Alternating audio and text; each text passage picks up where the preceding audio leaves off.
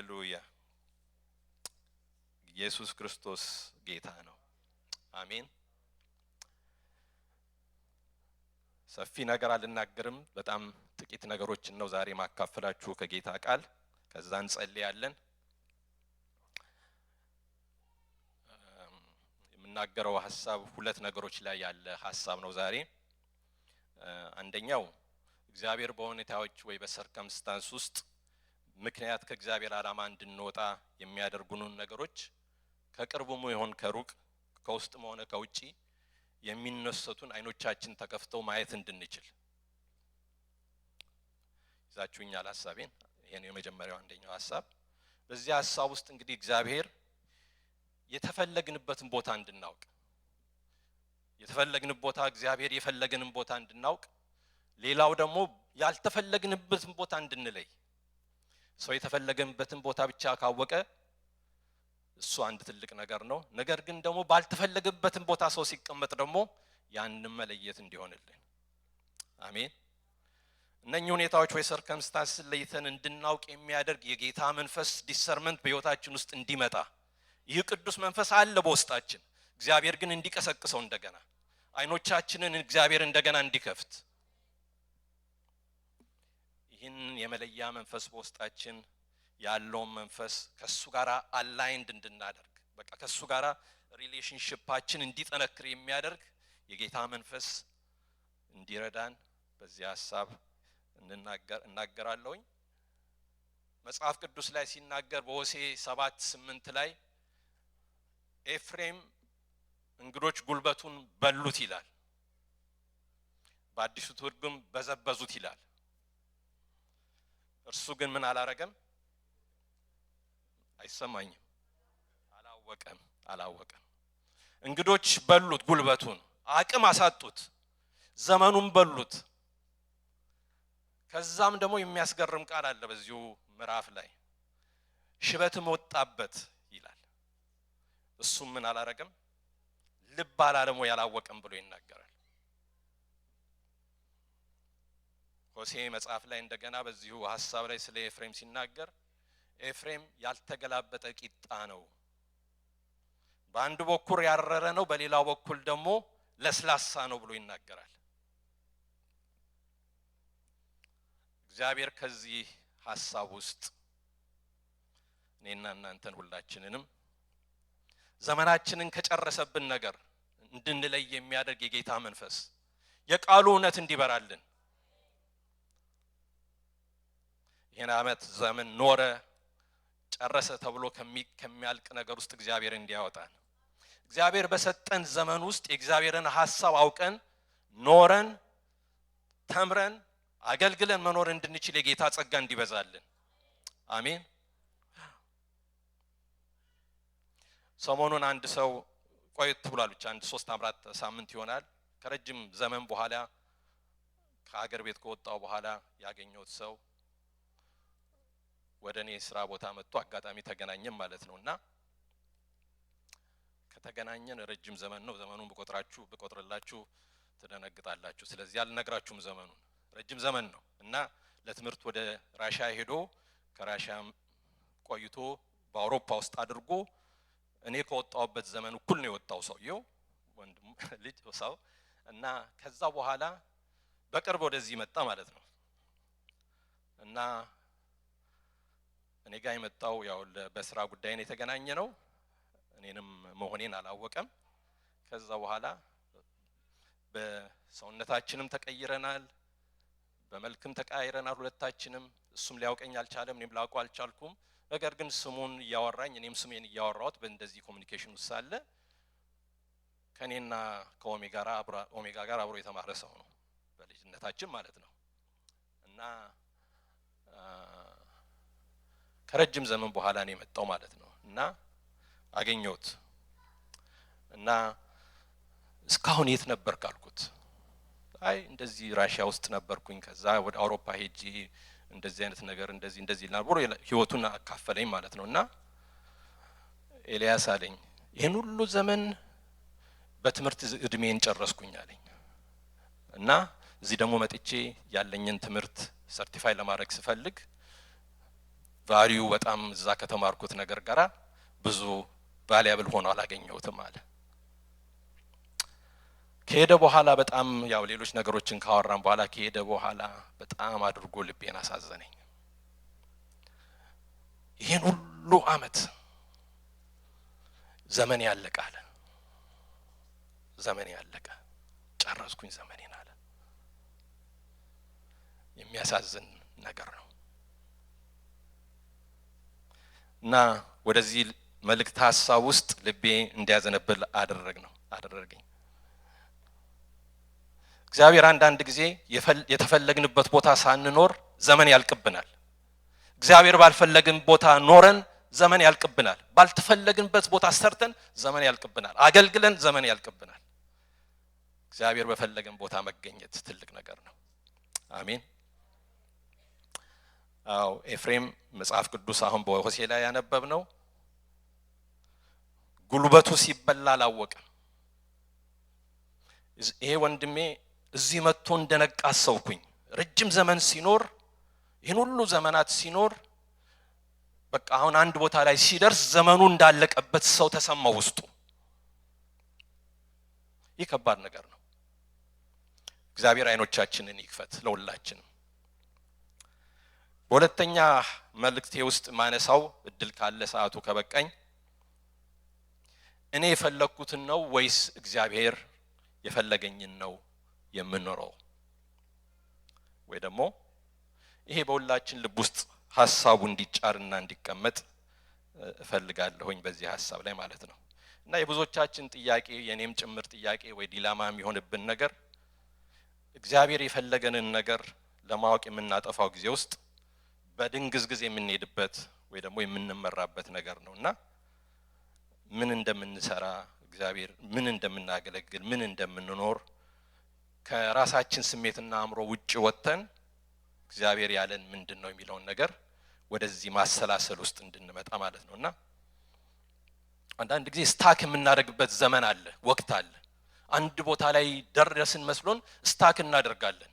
መንቀሳቀስ የማንችልበት ሁኔታዎች አሉ እና እነኚህን ነገሮች በአግባቡ ሁላችንም የምንጠይቃቸው ጥያቄዎች እንዲሆኑ ይሄንን ሐሳብ ለዚህ ጥያቄ መልስ እኔ ባፌ ላይ አለ ብዬ ለነገራችሁ ሳይሆን በልባችሁ ውስጥ ተጭሮ በሁላችን ልብ ውስጥ ተቀምጦ እግዚአብሔር ለልባችን እንዲያወራን ነው። አሜን። እግዚአብሔር የፈለገኝ ነው የሱ በፈለገበት ጉዳይ ላይ ነው ብለን እንድንጠይቅ ማለት ነው። የፈለኩትን ነው ወይስ የተፈለኩትን ነው የምንኖረው የማገለግለው ብለን እንድንጠይቅ ነው።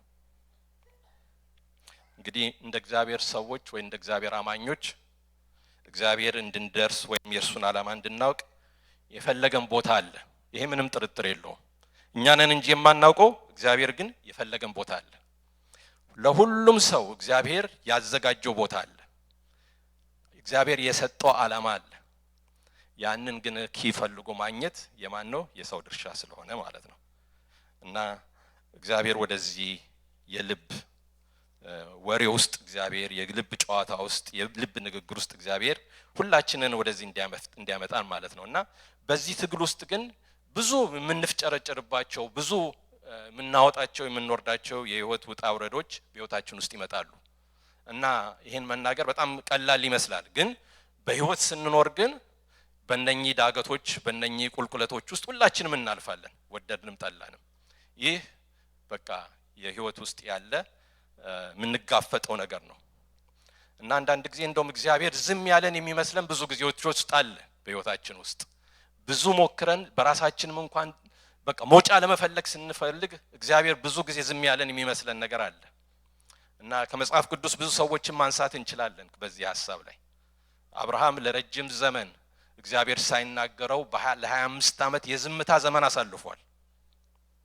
ዮሴፍ 13 ዓመት አስቸጋሪ የህይወት መንገድ ሄዷል። በወንድሞቹ ተጣለ ጉድጓድ ውስጥ። በዛ ዝምታ ውስጥ 13 ዓመት አልፏል። ሌሎችንም የእግዚአብሔር ሰዎች ማንሳት እንችላለን ለትምህርታችን ማለት ነው እና የእግዚአብሔርን ሐሳብ ማወቅ ቀላል ነገር አይደለም፣ እውነት ነው። ግን ቃሉ ምንድነው? በእጅህ ነው ባፍ ነው ተቀርቦልናል። እግዚአብሔር ወደሱ ስንቀርብ እግዚአብሔር ምን ያደርግልናል? ሐሳቡን ይገልጽልናል። ግን አንዳንዴ ደግሞ እግዚአብሔር ከበስተጀርባ ሆኖ የማይመለከት የሚመስለን ብዙ ጊዜያቶች አሉ እና ከዚህ ኢሚዩን ነኝ የሚል ሰው ያለ አይመስለኝም ወይ ደግሞ ከዚህ ነፃ ነኝ የሚል ሰው ያለ አይመስለኝም። በቃ እግዚአብሔር በተለያየ መንገድ በህይወታችን ውስጥ ተስፋ መቁረጦች የሚመጡበት ጊዜ እግዚአብሔር ለምን ዝም አለኝ የምንልበት ብዙ ዘመኖች ጊዜዎች ውስጥ እናልፋለን። ለአንዳንዶቻችን አመታቶች፣ ለአንዳንዶቻችን ወራቶች፣ ለአንዳንዶቻችን ቀናቶች በእነኚህ ሁኔታዎች ውስጥ እናልፋለን። ግን እግዚአብሔር የሚናገር አምላክ ነው። እግዚአብሔር የሚናገር አምላክ ነው። እግዚአብሔር ኪዳኑን የሚፈጽም አምላክ ነው እና በእነኚህ ቆይታችን ውስጥ እግዚአብሔር እሱን መጠበቅ ምን ማለት እንደሆነ ሊያስተምረን አንዳንድ ጊዜ እግዚአብሔር በእነኚህ ሁኔታዎች ውስጥ እንድናልፍ ያደርጋል። ዛሬ የማካፈላችሁ የመልእክት ሐሳቡ መሳፍንት መጽሐፍ ላይ ያለ ቃል ነው። በተለይ እንደኔ አይነት ላላችሁ ፈሪ ሰዎች ወይ ደግሞ በቃ በተለያየ መደበቅ ውስጥ ላላችሁ ሰዎች ማለቴ ነው። እንደናንተ አይነት ለእንደዚህ አይነት ሰዎች እግዚአብሔር መልእክት አለው ያምናለሁ። በዙሪያችን ካለው ጉዳይ የተነሳ ልባችን ለወደቁ ሰዎች፣ ልባችን በቃ ለወረደ ሰዎች እግዚአብሔር መልእክት አለው። አሜን። አዎ እግዚአብሔር መልእክት አለው። የመሳፍንት መጽሐፍ ቅዱስ ካላችሁ መሳፍንት መጽሐፍ ምዕራፍ 6 እናወጣና የአንድ ሰው ታሪክ ነው የምንካፈለው ዛሬ። ስለ ጌዲዮን ነው መጀመሪያ የምንካፈለው እና የመልእክቱ ሐሳብ እንዳልኳችሁ የእግዚአብሔርን ሐሳብ ለይቶና ለእርሱ ተለይቶ ምን መሆን ነው? መኖር ነው። ለእሱ ተለይቶ መኖር ነው እና የጌታን ቃል እናነባለን ከኔ ጋራ ጥቂት ክፍሎችን።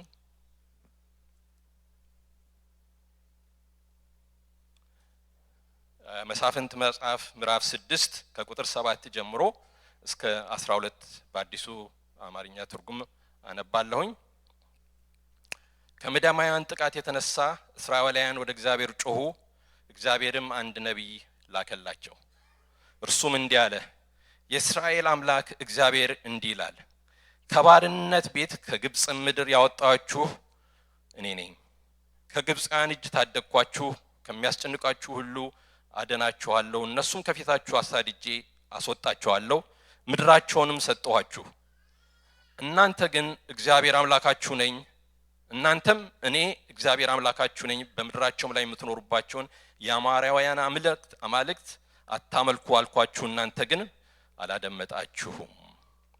የእግዚአብሔር መልአክ ወደ ኦፍራ ወደ ኦፍራ አላልኩኝም፣ ኦፍራ ነው። ወደ ኦፍራ ወደ ምትባል መንደር መጥቶ በኤቤዛዌል በኢዮአስ እርሻ ውስጥ በሚገኝ አንድ የባሎት ዛፍ ስር ተቀመጠ። የኢዮአስም ልጅ ጌዲዮን ምድያማውያን እንዳያዩት ተደብቆ በወይን መጭመቂያ ስፍራ ስንዴውን ይወቃ ነበረ። የእግዚአብሔር መልአክ ተገልጦ አንተ ኃያል ጦረኛ፣ እነሆ እግዚአብሔር ካንተ ጋር ነው አለው። አሜን። የጌዲዮን ታሪክ ነው እንግዲህ እዚህ ላይ አሁን የሰማነው ቃል። ባለፈው ሳምንት ያው እግዚአብሔር ደግሞ በሌላ አባባል ሲናገረን ነበር ስለ አማላቃውያን። እግዚአብሔር እነሱን ድል የምናደርግበትን እግዚአብሔር ጉልበት ለእግዚአብሔር ሕዝብ እንዴት ማድረግ እንዳለበት ላስት ዊክ ስንካፈል ነበር።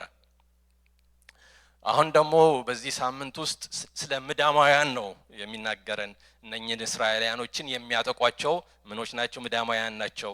ከነሱ ጩኸት ከነሱ ማስጨነቅ የተነሳ ተሸሽገው የነበሩበትን ሁኔታ ነው በዚህ ክፍል ውስጥ የምናነበውና እንደውም ከምዕራፍ 1 ጀምረን ስናነብ ከምዕራፍ 6 ጀምሮ ስናነብ ለ7 ዓመት አስጨንቀዋቸው እስራኤላውያኖችን እንዳይወጡ እንዳይገቡ አድርገዋቸው ምድያማውያን ምን አድርጓቸው ነበር? አስጨንቋቸው ነበር። እና የማስጨነቃቸው አቅም ደግሞ ምን ነበረ? ሲመጡና ወደ እነሱ ቦታ ሲደርሱ ያላቸውን እህል በሙሉ የዘሩትን ነገር በሙሉ ምን አድርገው ይሄዱ ነበር? ነጥቀውና ወስደው በልተው ይሄዱ ነበርና ምንም የሚያስተርፉላቸው ነገር አልነበረ። እና በዚህ ውስጥ ያሉ ወደ ማጮሁ ይላል መጽሐፍ ቅዱስ፣ ወደ እግዚአብሔር ጮሁ። የእግዚአብሔር መልስ በጣም አስገራሚ ነው። እና የመጀመሪያው ጩኸታቸውን ሲያሰሙ እግዚአብሔር ጩኸታቸውን ሰማ። ልክ በዘጸአት መጽሐፍ ላይ እስራኤላውያኖች ሲጮሁ እግዚአብሔር ጮታቸውን ተመልክቶ አይቶ ወረደ እንደሚል እግዚአብሔር ሰማ ጮታቸውን፣ ማልቀሳቸውን ሰማ፣ ጮታቸውን እግዚአብሔር አደመጠ። እንደውም ቁጥር 6 ላይ እዚሁ ክፍል ላይ ስናነብ የሚነግረን ነገር ይሄን ነው። ቁጥር 6 ላይ ምን ይላል? ምድያማውያን እስራኤልን ችግር ስለጦላቸው ይረዳቸው ዘንድ ወደ እግዚአብሔር ጮሁ ይላል። ሲጮሁ እግዚአብሔር ቀጥሎ ያለው ነገር ከምድያማውያን ጥቃት የተነሳ እግዚአብሔር ወደ እነሱ ጮሁ። እግዚአብሔርም ምን አደረገላቸው? አንድ ነብይ ላከላቸው። በስም ያልተጠቀሰ ነብይ እግዚአብሔር ላከላቸው። እግዚአብሔር ጩኸትን የሚሰማ አምላክ ነው። በተለያየ መጽሐፍ ቅዱሳችን ክፍል ውስጥ ስናነብ እግዚአብሔር ጩኸትን የሚሰማ አምላክ እንደሆነ እናውቃለን። በመዝሙር 34 ላይ በኤርምያስ መጽሐፍ ላይ ስናነብ ስለ ጩኸት እግዚአብሔር ጩኸትን የሚሰማ አምላክ እንደሆነ፣ ወደ እኔ ጩህ አንተም የማታውቀውን ምን አደርጋለሁ? ታላቅ ነገር አደርጋለሁ። የእግዚአብሔር አይኖች ወደ ጻድቃን ነው፣ ጆሮዎቹም ወደ ምናቸው ነው? ወደ ጩኸታቸው ነው ይላል። እና እግዚአብሔር የሰውን ጩኸት እምቢ የማይል የማይሰማ አምላክ አይደለም። ይሰማል። እግዚአብሔር በምንም አይነት መጠቃት ውስጥ እንሆን እግዚአብሔር ያደምጣል ወደሱ ስንጮህ። አጋርን ታስታውሳላችሁ መጽሐፍ ቅዱስ ላይ ምዕራፍ 21 ዘፍጥረት ላይ በቃ ልጇን አልይ ብላ ምን አረገች? አንድ እርምጃ ያህል ጥላው ምን አረገች? ለብቻዋ ሆና በጮኸች ጊዜ ምን አደረጋት? እግዚአብሔር አያት፣ ጩኸቷን ሰማ። ስለዚህ ምን አለች? የሚያየኝን አየሁት አለች። እግዚአብሔር ይሰማል። ጩኸትን የሚያደምጥ አምላክ ነው። ለ400 ዓመታት በግብፃውያን እንደዛ ጭንቀት ውስጥ የነበሩት እስራኤላውያኖችን ረጅም ዘመን እንኳን ቢመስል እግዚአብሔር አያቸው፣ ጩኸታቸውን ሰማ። የእግዚአብሔር መልስ ግን ሰው እንደጠበቀው አይደለም። የመጀመሪያው በዚህ ምዕራፍ ላይ እንደምናነበው ማለት ነው። ጩኸታቸውን ሲሰሙ እነሱ የፈለጉት ነገር ለፊዚካል ኒዳቸው የመጀመሪያ መልስ እንዲሆንላቸው ነበር። እና ምድያማውያንን አባርራለሁ፣ እመታቸዋለሁ፣ አስወጣቸዋለሁ፣ ከዚህ በኋላ አታያቸውም አይደለም መጀመሪያ የነበረው የእግዚአብሔር አመላለስ። ፊዚካል ኒዳቸውን አልነበረም እግዚአብሔር የመለሰው። እግዚአብሔር የመለሰው ስፒሪቹዋል የሆነ ኒዳቸውን ነው።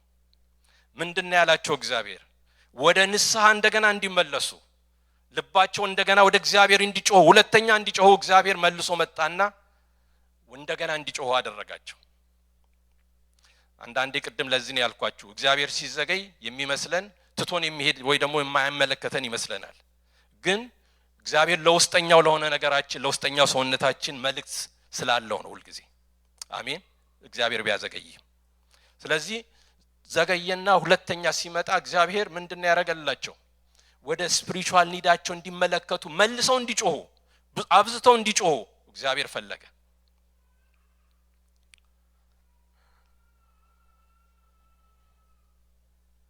ስለዚህ ሁለተኛ የእግዚአብሔር መልአክ ኦፍራ ወደምትባል መንደር መጣ። ነገርን የሚቀይር የእግዚአብሔር መገኘት ነው ወገኖቼ። እግዚአብሔር በሚገኝበት ቦታ የሚቀየር ሁሉ ጊዜ ነገር አለ። ኦፍራ በሚትባል መንደር መጣ። መንደር ውስጥ እግዚአብሔር መጣ። የእግዚአብሔር መንፈስ በሚገኝበት ስፍራ የሱ ፕሬዘንስ መገኘት ነው የምንንም አይነት ጩኸት መልስ የሚሆነው። አሜን። አዎ፣ ታሪኩን አሁን ለምናውቅ ሰዎች ስለ ጌዲዮን ነው ቶሎ ብለን የምናስበው፣ ጌዲዮን ስለነበረበት ሁኔታ ነው። ነገር ግን ከዛ በፊት የሚቀርመው ነገር የእግዚአብሔር ፕሬዘንስ ነው። እግዚአብሔር በፕሬዘንሱ በሚገኝበት ስፍራ ሁሉን ነገር ምን ማድረግ ይችላል? እግዚአብሔር መቀየር ይችላል። ጌዲዮን እግዚአብሔር ፈልጎት፣ እሱ ግን በስንዴው መወቃ ውስጥ ምን ያለ ሰው ነው? የተደበቀ ሰው ነው። እና ይሄን ታሪክ ቶሎ ብዬ ልንገራችሁና ወደ ሁለተኛው ሐሳብ ውስጥ ገባለሁ። ጌዲዮን እግዚአብሔር በፈለገው ስፍራ ሳይሆን እሱ በፈለገው ስፍራ ውስጥ ከምን የተነሳ? ከምድያማውያን የተነሳ ምን ሆኖ ተደብቆ የነበረ ሰው ነው። እና ስንዴ የሚወቃው እንደምታውቁት ልክ እኛም ሀገር እንዳለው ከፍ ባለ ስፍራ ላይ ነው ስንዴ የሚወቁት። ለምንድነው? ከሜዲትራኒያን የሚመጣው ንፋስ ገለባውን ምን እንዲያደርግላቸው ነው? ገለባውን እንዲለይላቸው ከስንዴው። ስንዴ የሚወቃው ዝቅተኛ ስፍራ ሳይሆን ከፍ ባለ ስፍራ ውስጥ ነው። ነገር ግን ከምን የተነሳ? ከነኚህ ከምድያማውያን የተነሳ በወይን መጥመቂያ ውስጥ ገብቶ ምን ያደርግ ነበረ? ስንዴ ይወቃ ነበረ። አንደኛ የስፍራት ለውጥ አድርጓል ጌዲዮን። ሁለተኛ በፍርሃት ውስጥ ነው ያለው። ወይን የሚጠመቅበት ስፍራ ኦፍ ኮርስ ዝቅ ያለ ቦታ ነው። ምክንያቱም በዛ አይነት ቦታ ውስጥ ነው ወይኑ እየጠለለ ወደ ታች ማጥለል የሚችሉት። ስለዚህ የማይሰራበት ስፍራ ውስጥ ገብቶ ነው ጌዲዮን ያንን ነገር የሚያደርገው። ምክንያቱም ደግሞ ምንድነው ከምድያማውያን የተነሳ ስንዴውን መስተው አሁን ይወስዱብኛል የሚል ፍርሃት ስላለ በየጊዜው እየመጡ በህይወቱ ላይ የሚያንጃብቡበት ነገር ስላለ ጌዲዮን በዛ ስፍራ ላይ መጥቶ ምን አደረገ? ስንዴ ወቃ ነበር በታች ገብቶ እና ይሄ የእግዚአብሔር መልአክ ሲመጣ ደግሞ ዳግመኛ የእግዚአብሔር መልአክ መጣ ብሎ መጽሐፍ ቅዱስ ይናገራል። በዚህ ምዕራፍ ቁጥር 11 ላይ የእግዚአብሔር መልአክ ኦፍራ ወደምትባል መንደር መጥቶ በአንድ የባሎጥ ዛፍ ስር ተቀመጠ ይላል። ከዛ ስንዴም በሚወቃበት ቦታ ላይ ቁጥር 12 ላይ የእግዚአብሔር መልአክ ተገልጦ ሁለተኛ ጊዜ እግዚአብሔር ይገለጥልን። አንዳንድ ጊዜ ሙከራ ይመስለናል የእግዚአብሔር ነገር፣ በሙከራ አይደለም የእግዚአብሔርን መንገድ። የእግዚአብሔር መንገድ በሱ ፕሬዘንስ ውስጥ ነው የሚሆነው። እግዚአብሔር ሁለተኛ ተገለጠለት። ስፔሲፊክ ለጌዲዮን ስፔሲፊክ ተገለጠለት እና ሲገለጥለት ለሱ ለራሱ ያለውን እይታ እና ራሱን የሚያይበትን ሁኔታ ራሱን የማያውቅበትን ሁኔታ ተናገረው። ምን አለው? አንተ ኃያል። ፈሪ እኮ ሰው ነው ወገኖቼ። በጌታ ኃያሎች ነን፣ በጌታ አሸናፊዎች ነን። ያለ ጌታ እውነት ነው ፈሪዎች ነን ሁላችንም ማናችንም። ግን በክርስቶስ ግን ምንድነን? አሸናፊዎች ነን። አሜን። ስለዚህ መልአክ ተገልጦለት አንተ ኃያል፣ እነሆ እግዚአብሔር ካንተ ጋር ነው አለው። ሰርከምስታንሱ የሚነግረው ሌላ ነገር ነው፣ እሱ ያለበት ሁኔታ የሚነግረው ሌላ ነገር ነው። ነገር ግን የእግዚአብሔር መልአክ ተገልጦ አንተ ኃያል ሰው፣ አንተ ኃያል ሰው። እግዚአብሔር በእንደዚህ አይነት የመገኘት ድምጽ ለሁላችን ይምጣ። እግዚአብሔር ይምጣ ለሁላችን። ግን ጌዲዮን ሰውኛ የሆነ ጥያቄ ጠየቀ። እግዚአብሔር አንተ ከኛ ጋር ከሆንክ ታዲያ ይህ ሁሉ እንዴት ሊደርስብን ቻለ? ይህ ሁሉ የ7 ዓመት ጥቃት፣ ይህ ሁሉ መዲማውያን እየመጡ ገና እህላችንን ማውጣት ስንጀምር እየመጡ የሚበሉብን የሚወስዱብን፣ ይህ ሁሉ ነገር ለምን ደረሰ? ለምን በእነሱ እጅ ተላልፈን ተሰተን? ይህስ የማየው ነገር ምንድን ነው ብሎ እግዚአብሔርን ጠየቀ። እግዚአብሔር መልሶ ለንግግር ውስጥ ከሱ ጋር ገባ። ግን እኛ ጥያቄ የምንጠይቅበትን ቦታ አለማወቃችን ብዙ ጊዜ ያስገርመኛል፣ ራሴንም ጭምር ማለት ነው። የምንጠይቅበት ቦታ ወሳኝ ነው ወገኖቼ። ጌዲዮን የጠየቀው ማንን ነው? እግዚአብሔርን ነው። በሱ በመጣበት ሰዓት የነበረበትን ሁኔታ ግልጽ ሆኖ ተናገረ። ምናልባት ይህን ጥያቄ ለሰው ብትነግሩት ኦፍ ኮርስ የሚነግረን ነገር ሰው ሌላ ሰው ቢነግረው ምንድን ነው የሚለው? ያለበትን ሁኔታ ሲመለከት ሁኔታውን ሲመለከት የሚሰጠው መልስ በጣም ተመሳሳይ መልስ ነው የሚሰጠው። ግን እግዚአብሔር ግን ተቃራኒ መልስ ነው ከሱ እይታ ጋር የነገረው። አንተ ኃይለኛ ሰው ነህ። ምክንያቱ ጉዳዩ ምንድን ነው? እኔ ካንተ ጋር ነኝ። አሜን። እግዚአብሔር ከኛ ጋር ከሆነ ላስት ዊክ ስንማር እንደነበረው ማን ይቃወመናል? እግዚአብሔር ከኛ ጋር ከሆነ፣ እግዚአብሔር አብሮነት ከኛ ጋር ከሆነ፣ የእግዚአብሔር አብሮነት ነው ነገሮችን መቀየር የሚችል። የጌዲዮን ማንነት ሳይሆን የእግዚአብሔር ማንነት ነው፣ የእግዚአብሔር መገኘት ነው ነገሮችን ሊቀይር የቻለው። እና ጌዲዮን በዚህ ሁኔታ ውስጥ ሆኖ እያለ እግዚአብሔር ተናገረው።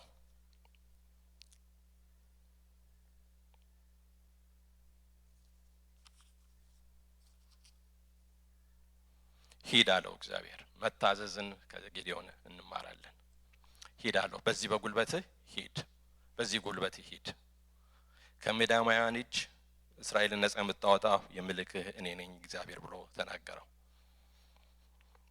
ብዙ ጊዜ ብዙ ሰዎች በመጽሐፍ ቅዱስ ውስጥ የተሸሸጉ ሰዎች ታሪካቸውን የምናውቅ ብዙ ሰዎች አሉ። ሙሴ ለ40 ዓመት ተሸሽጓል በፍርሃት ሰው ገሎ እግዚአብሔር የጠራውን ዓላማ ትቶ በምድረ በዳ ውስጥ ምን ሆኗል? 40 ዓመት ተሸሽጓል። ኤርሚያስ እግዚአብሔር ለነብይነት ጠርቶት ምንድነኝ ብሎ ብላቴና ነኝ ብሎ ራሱን ደብቆ ሲቀመጥ እግዚአብሔር መጣ እና ለእግዚአብሔር አንዳንድ ጊዜ የማንመች ሰዎች እንሆናለን። እግዚአብሔር ጠርቶን እግዚአብሔር ሐሳቡን አካፍሎን ነገር ግን ከኛ ውስጥ ካለ ችግር የተነሳ ለእግዚአብሔር የምንሰጠው መልስ ለእግዚአብሔር ማስቸጋሪ ነው። እኔ ልካለሁ ሲል እኔ አፍቴ ተብታባ ነኝ ኮልታፋ ነኝ አለ። እግዚአብሔር እኮ የሱን አንደበት መቀየር ይችላል። አሜን። አዎ ይችላል። ታናሽ ነኝ አለ ኤርሚያስ። እግዚአብሔር ግን ሂድ አለው እና እግዚአብሔር ሲናገር ማንነታችንን ሳይሆን ማየት ያለብን እሱ ከኛ ጋር መሆኑን ነው። ክብር ለኢየሱስ ይሁን። ከጌዶን ሌላ ውጪ በዚህ መጽሐፍ የምናየው ሌላ ክፍል የአንደኛ ነገሥት ላይ ያለ ኤልያስ ነው። ኤልያስ በምዕራፍ 19 ላይ ያለ ቃል አለ። ከዛ በፊት ግን በምዕራፍ 17 16 ላይ ብዙ ተአምራትን ያደረገ እግዚአብሔር በቁራ የመገበው ሰው የሞተ ልጅ ያስነሳ ነብይ ነው ኤልያስ። በብሉይ ኪዳን መጨረሻ መጽሐፍ ላይ እንደውም በሚልክያስ መጽሐፍ ላይ መጽሐፉ የተዘጋበት ቃል ብሉይ ኪዳን የተዘጋበት ቃል መጥቼ ምድርን በርግማን እንዳልመታ ይሄ እግዚአብሔር የሚናገረው ቃል ነው። እርሱ የአባቶችን ልብ ወደ ልጆች የልጆችንም ልብ ወደ አባቶች ይመልሳል የተባለ ሰው ነው። ማ ኤልያስ በያዕቆብ መጽሐፍ ላይም ደግሞ 3 ዓመት ተኩል ምድርን ሰማይን የዘጋ ከዛ ደግሞ ምን ያደረገ ዝናብን እንዲዘንብ ብሎ የጸለየ ሰው ነው። ኤልያስም እንደኛው ሰው ነበር ብሎ ይነግረናል። እንደገና ግን በአንደኛ ነገሥት ምዕራፍ 19 ላይ ስንመጣ እኔ ከአባቶቼ አልበልጥም በዚህ አይነት ፍርሃት ውስጥ ተያዘ። ስንት እግዚአብሔር ብዙ ተአምራትን በሕይወት ውስጥ አድርጎ ከአባቶቼ አልበልጥም ብሎ ከአንድ ክትክታ ዛፍ በታች ሄዶ ምን አደረገ? ተጋደመ ይላል። ስለዚህ መጽሐፍ ቅዱስ ይነግረናል መልአክ መጣና ምን አደረገው? ዳሰሰው ይላል። ወገኖቼ ፈሪ ለሆንን ሰዎች የእግዚአብሔር መንፈስ ሲመጣ ሲዳስሰን ብርቱ ያደርገናል። አሜን። አዎ በኃይላችን ማናችንም አንበረታም። ለትምህርታችን ነው ኤልያስ የተጻፈው። ኤልያስ በጣም ብርቱ ሰው ነው። በሰው አይን ሲታይም በእግዚአብሔርም አይን ብርቱ ሰው ነው። ግን መጽሐፍ ቅዱስ ሌላኛውን የህይወት ክፍሉን እንድንማርበት ተጻፈልን እና ሁለቱ በተለይ 17 እና 16 አንደኛ ነገሥት ያለው ምዕራፍ እሱ ያደረገውን ተአምራትና እግዚአብሔር የተጠቀመበትን ነገር ነው የሚነግረን። ወደ ምዕራፍ 19 ደግሞ ስንመጣ ፈሪነቱን ሰውነቱን የሚያሳይ እግዚአብሔር ቃል ውስጥ እንደገና ይነግረናል እና አንድ ጊዜ ምግብ ከሰጠው በኋላ ተመልሶ ተኛ። ይህ ሰው ከነበረበት ስጋትና ፍርሃት የተነሳ በዛች ሴት ምክንያት ቤልዛቤል። ከዛስ ሲተኛ ደግሞ እንደገና እግዚአብሔር መልአክ መጣና ሁለተኛ ምን አደረገው ይላል? ዳሰሰው ይላል። እግዚአብሔር የማይተው አምላክ ነው። አዎ ለፍርሃታችን የማይተወን አምላክ ነው። እግዚአብሔር መልሶ የሚዳስስ አምላክ ነው። ዳግመኛ የሚመጣ አምላክ ነው። አዎ ኢየሱስ ክርስቶስ ውሃውን ዳግመኛ ወደ አደረገበት ወደ ገሊላ ምን አለ መጽሐፍ ቅዱስ? ዳግመኛ መጣ ይላል። አዎ አንድ ጊዜ ብቻ የወይን ጠጅ ቀይሮ አልቀረም በዛ ጌታ። እግዚአብሔር ዳግመኛ የሚመጣ አምላክ ነው። በህይወታችን ውስጥ እግዚአብሔር ዳግመኛ የሚመጣ ጌታ ነው። አዎ ዳግመኛ መጥቶ ዳሰሰው።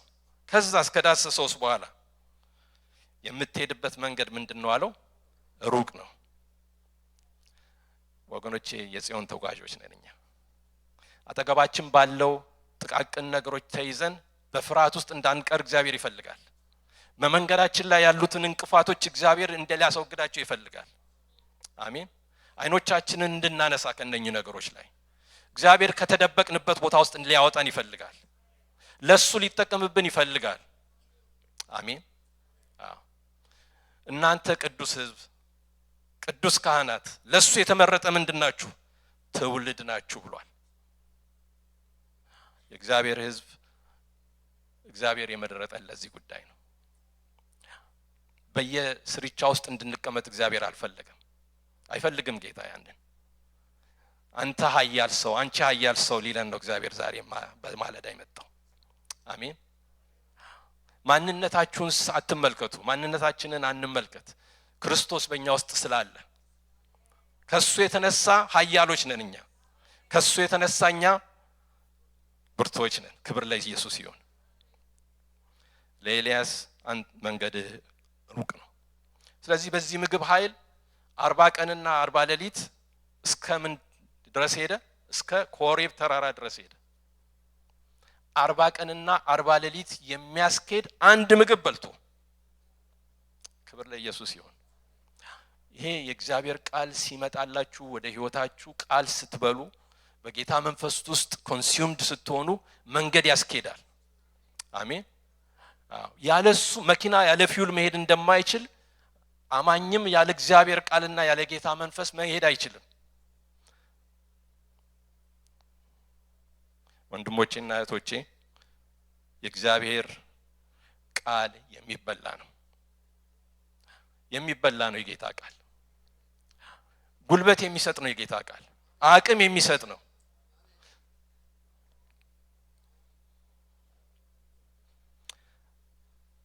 በህይወት ውስጥ ግን ብዙ ጊዜ እግዚአብሔር ሲጠራ መጀመሪያ ላይ በሳቅ በደስታ ነው።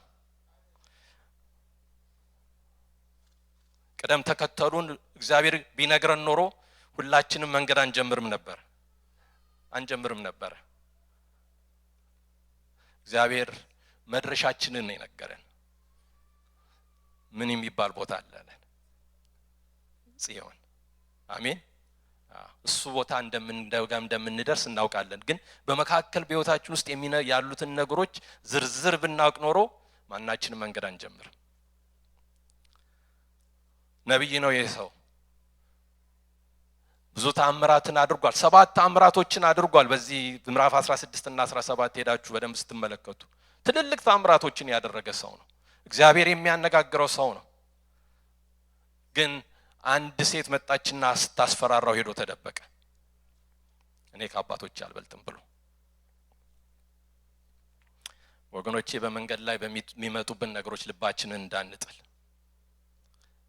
በዙሪያችን ካሉ ነገሮች ፈተናዎች የተነሳ ልባችንን እንዳንጥል፣ ቀና እንድንል። በቃ እግዚአብሔር የተባረከ ይሁን።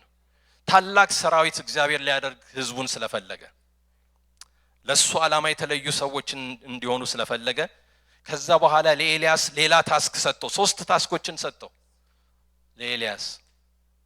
ማድረግ የሚገባው ነገር ስለነበረ ከዚህ ካለፈ በኋላ በህይወቱ ውስጥ እግዚአብሔር ሌላ ተጨማሪ 3 ታስኮችን ሰጠው። አንደኛው በሶርያ ላይ ንጉስ ይሆን ዘንድ ማንን ቀባ? አዛሄልን ቀባለው። ቀጥሎ በእስራኤል ላይ ንጉስ ይሆን ዘንድ ይሁን። ቀጥሎ ደግሞ በፋንታ ነብይ እንዲሆን ኤልሳን ቀባለው። ከዛ ቁጥር 18 ላይ ምዕራፍ 19 ቁጥር 18 አንደኛ ነገሥት ላይ ሄዳችሁ ስታነቡ ቀጥሎ ያለው ደግሞ ነገር በጣም የሚያስገርም ነው። ጉልበታቸውን ያላንበረከኩ፣ ለባኦል ያላንበረከኩ፣ ባፋቸውም ምን ያላደረጉ ያልሳሙትን ስንት ሰዎች አሉኝ አለ? ስንት ሰዎች? ኤልያስ ምን አለ መጀመሪያ? ብቻዬን ቀረው። እግዚአብሔር ግን ስንት ሰዎች አሉኝ አለ? 7000 ሰዎች አሉኝ አለ።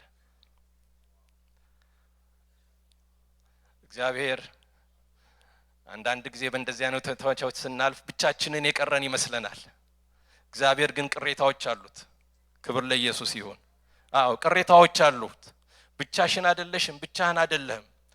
አንተ በመታልፍበት፣ እኔ በማልፍበት፣ ሁላችን በመናልፍበት እንደዚህ አይነት ሁኔታዎች የሚያልፉ ለሱ የታመኑ ብዙ ሰዎች አሉኝ አለ እግዚአብሔር። ኤልያስ ሆይ አትፍራ፣ ብቻህን አይደለም። እኔ የደበኳቸው የሸሸኳቸው ለኔ ብቻ አምልኮ የሚሰጡ ለሌላው ነገር ኮምፕሮማይዝ የማያደርጉ 7000 ሰዎች አሉኝ። ተነሳለው በቃ እግዚአብሔር፣ ብቻህን አይደለም አለው። እና መለኪያቸው የነኚህ ሰዎች የ7000 ሰዎች መለኪያቸው በንጽህና የሚኖሩ ናቸው ማለት ነው። በቃ ለእግዚአብሔር የተለዩ ሰዎች ናቸው ማለት ነው እነኚህ ሰዎች። ሮሜ ምዕራፍ 11 ላይ ሐዋርያው ጳውሎስ እንደዚህም በአሁኑ ዘመን ደግሞ በጸጋ የተመረጡ ምኖች አሉ ይላል፣ ቅሬታዎች አሉ ይላል። እግዚአብሔር በዚህም ዘመን ሰዎች አሉት በጓዳ እንደ ጌዲዮን የተደበቁ ሰዎች፣ እንደ ኤልያስ ፈርቶ ባንድ ቦታ የተሸሸጉ ሰዎች እግዚአብሔር አለው ሰው። አሜን። እግዚአብሔር ሰው አለው። የእግዚአብሔር ቅሬታዎች፣ እግዚአብሔር ያስቀመጣቸው ሰዎች ለታይታ እንደ ፈሪሳውያን የሚታዩ ሰዎች አይደሉም። ተደብቀው ግን እግዚአብሔርን የሚያመልኩ ናቸው። መደበቅ ስላችሁ ከሰው ተለይቶ ብቻ ማለት አይደለም፣ ግን ለታይታ የማይሆን ነገር የማያደርጉ ማለት ነው። በእግዚአብሔር ፊት ግን የሚታወቁ፣ በእግዚአብሔር አይን ፊት የሚታወቁ ሰዎች አሉት። አንዳንድ ጊዜ የዓለሙ ነገር በስቶ ሲታይ የእግዚአብሔር ነገር በጣም በቃ ምንም እንዳልተሰራ አድርጎ የሚሰማን ጊዜ አለ። ክፉን ነገር ስንሰማ፣ አስጨናቂውን ነገር ስንሰማ እግዚአብሔር ያደረገው ምንም ነገር እንደሌለ አድርገን በዓለም ላይ እንኳን እናስባለን። እግዚአብሔር ግን ሉዓላዊ አምላክ ነው። በሁሉ ቦታ የሚገኝ ጌታ ነው። ሁሉን የሚችል የሚያደርግ ጌታ ነው። እና እግዚአብሔር ቅሬታዎች አሉት በየስፍራው። እኛ በዚህ ቤት ውስጥ የተሰበሰበን 500 ሰዎች ልንሆን ብቻ ያለን ይመስለናል አንዳንድ ጊዜ።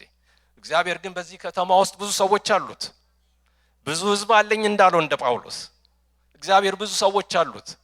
በምድር ዙሪያ እግዚአብሔር እሱን የሚፈልጉ የሚያመልኩ ሰዎች አሉት እግዚአብሔር። እና እግዚአብሔር ራሱን ያለ ምስክር የማይተው አምላክ ነው። ነገር ግን ለእንደዚህ አይነት ቅሬታ ላሉ ሰዎች፣ ላሉ አማኞች፣ እሱን የሚፈልጉት ሰዎች እግዚአብሔር ያስቀመጠው መለኪያ አለ። ማቴዎስ 7 ቁጥር 13 ላይ እንደኛ አይነት ሰዎች፣ እግዚአብሔርን የሚፈልጉ ሰዎች በጠበበ ደጅ ግቡ፣ ጥፋት የሚወስደው ደጅ ሰፊ ነው ይላል አይደል? ብዙዎች ናቸው ወደዚህ ሰፊው በር ውስጥ የሚገቡ። ወደ ሕይወት በሚወስደው ጠጅ በጠበበው ወደ መንገድ ደግሞ የቀጠነ ስለሆነ በዛ መንገድ ውስጥ የሚገቡት ደግሞ ስንት ብኖች ናቸው? ጥቂቶች ናቸው። ጥቂቶች ናቸው። ጥቂቶች ናቸው። እና እግዚአብሔር ከነኚህ ጥቂቶች ውስጥ እንዲያደርገን ጌታን እንለምናለን። አሜን። አዎ፣ በቃ ጥቂቶች ናቸው። በእግዚአብሔር ከታወቅን ይበቃናል ወገኖቼ። በሰው ባንታወቅ በእግዚአብሔር ከታወቅን ይበቃናል። ብዙ ጊዜ አሁን የሶሻል ሚዲያ ዘመን ስለሆነ ሰው ሁሉ ራሱን ለመታወቅ የሚፈልግበት መንገድ ሰፊ ነው። አሁን በዛስ ባንታወቅ ምን ያደርግልናል? እግዚአብሔር ካወቀን አገልግሎታችን በውስጥ በጓዳም ቢሆን ምን ያስፈልገናል? እግዚአብሔር ካወቀን። አሜን። ለሱ ታምነን እንኖር እንጂ። ስለዚህ ለኤልያስም መጥቶ አትፍራ ተነስ የሚል ድምጽ ነው የመጣለት። ለጌዲዮንም አትፍራ የሚል ድምጽ ነው የመጣለት። እግዚአብሔር ለኔና ለእናንተም በዚህ ማለዳ አትፍሩ የሚል ድምጽ ነው ያለው። መጽሐፍ ቅዱስ ውስጥ በጣም ያስገርማል። 365 ጊዜ አትፍራ የሚል ቃል አለ። በአመቱ በእያንዳንዱ አመት አንዳንድ በየቀኑ አንዳንድ ቃል እንደማለት አርጋችሁ ወሰዱት። ሰው ፈሪ ስለሆነን፣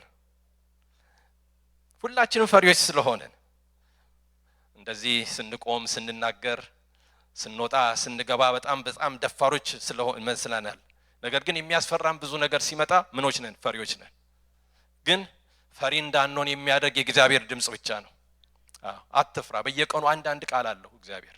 አትፍራ፣ አትፍሪ። ልባችሁ በታወከ ጊዜ ዮሐንስ 14 ላይ ደቀ መዛሙርት ምን አላቸው? ልባችሁ አይታወክ። ለምን? ኢየሱስ ወደ መጨረሻው ራት ከራቱ በኋላ ወደ መጨረሻው ለመሄድ የነበረበት ዘመን ጊዜ ስለነበር አንዳንድ ነገሮች በእንደዚህ አይነት ሁኔታዎች ውስጥ ስናልፍ የሱ ድምጽ ነው የሚያቆመን። አሜን። አትፍሩ፣ አትፍሩ። እና በመጽሐፍ ቅዱስ ውስጥ በጣም ተደጋጋሚ ቃል ብናስብ አትፍሩ የሚል ነው።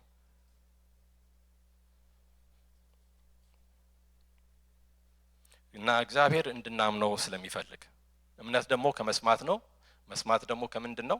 ከእግዚአብሔር ቃል ስለሆነ፣ ከእግዚአብሔር ቃል ስለሆነ ሮሜ 10 ቁጥር 17 ላይ ይህንን የእግዚአብሔር ቃል ይናገራል።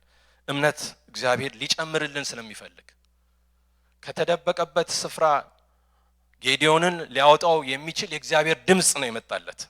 አሜን። ይሄ ድምጽ ባይመጣለት ኖሮ ጌዲዮን ስንዴውን እየወቃ እዛው ይቀመጥ ነበር። ኃያል መሆኑንም አያውቅም ነበር። እና የእግዚአብሔርን ድምጽ ለመስማት መጓጓት በጣም አስፈላጊ ነው። ወደዚህ አይነት መናፈቅ ውስጥ መግባት ትልቅ ነገር ነው ወገኖቼ። ሮሜ 14 ቁጥር 23 ላይ የሚጠራጠር ግን ቢበላ እንኳን በእምነት ስላልሆነ ምን ይላል? ተኮንኗል። በእምነት ያልሆነው ሁሉ ምንድነው? ኃጢአት ነው ይላል። አለማመን ራሱን የቻለ ሌላ ኃጢአት ነው። ስለዚህ እግዚአብሔር እምነታችንን እንዲጨምር በዚህ ማለዳ በሱ ላይ መደገፋችንን ጌታ እንዲጨምር አቅም እንዲሆንልን እግዚአብሔርን እንለምናለን። አንደኛው እንግዲህ መጸለይ ነው። መንፈሳዊ መገለጥ በቃሉ እግዚአብሔር እንዲሰጠን ልክ ዳዊት እንዳለው አይኖቼን ክፈት ከሕግ ምን አያለው? ታምራትን እንዳያለው እንዳለ ከቃሉ ውስጥ የእግዚአብሔር ታምራት ቦግ ብሎ እንዲታይልን ተከፍቶ እንዲታይልን። ሁለተኛው የእግዚአብሔርን ቃል እምነታችን እንዲጨምር የጌታን ቃል ዕለት በዕለት ማንበብ ያስፈልገናል። ማንበብ አለብን። ለጢሞቴዎስ ሐዋርያው ጳውሎስ ያለው ምንድነው? እስከመጣ ድረስ ለማንበብና ለመምከር ለማስተማር ምን አድርግ? ተጠንቀቅ። ለማንበብ እና የጌታ ቃል በየቀኑ ልናነበው የሚገባ ምግብ ነው። በቃ በየቀኑ ልናነበው በየጊዜው ልናነበው የሚገባ ነው። ይህ እምነታችንን ምን ያደርጋል? ይጨምራል። መስማት ከምንድነው? ከእግዚአብሔር ቃል ነው። እምነት የሚጨምረው በዛ ምክንያት ስለሆነ ነው። ሶስተኛው የእግዚአብሔርን ቃል እናጥና፣ እምነታችን እንዲጨምር እንዲበዛ። በመደጋገም ነው ለነ ጌዲዮን ለነ ኤልያስ እግዚአብሔር መጥቶ ይሄ ስክሪፕቸር ስለሌለበን ለነሱ በመልአክ ነው መጥቶ እግዚአብሔር የተናገራቸው። ለኛ ግን ቃሉን እግዚአብሔር ሰጥቶናል። ክብር ለኢየሱስ ይሁን።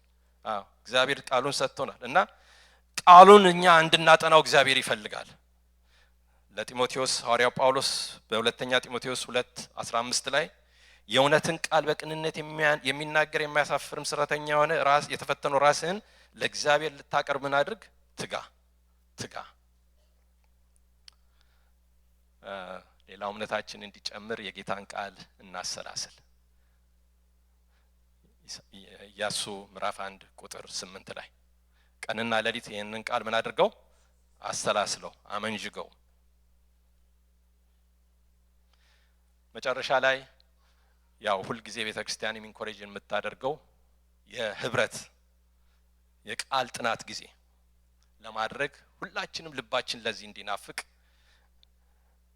እግዚአብሔር የተናገረውን ቃል ለአብሮ ለማጥናት ከሌላው ወንድም ከሌላው እህት ጋራ ለመነጋገር ይሄንን አይነት ኦፖርቹኒቲ ውስጥ መግባት ሌላው እምነታችን እንዲጨምር የሚያደርገው ነገር ነው እና ለዚህ ምሳሌ አድርጋችሁ ብትወስዱ በሉቃስ 24 ላይ ያሉ በኤማውስ መንገድ ላይ የሄዱ የነበሩ ደቀ መዛሙርት እርስ በርሳቸው ምን ሲያደርጉ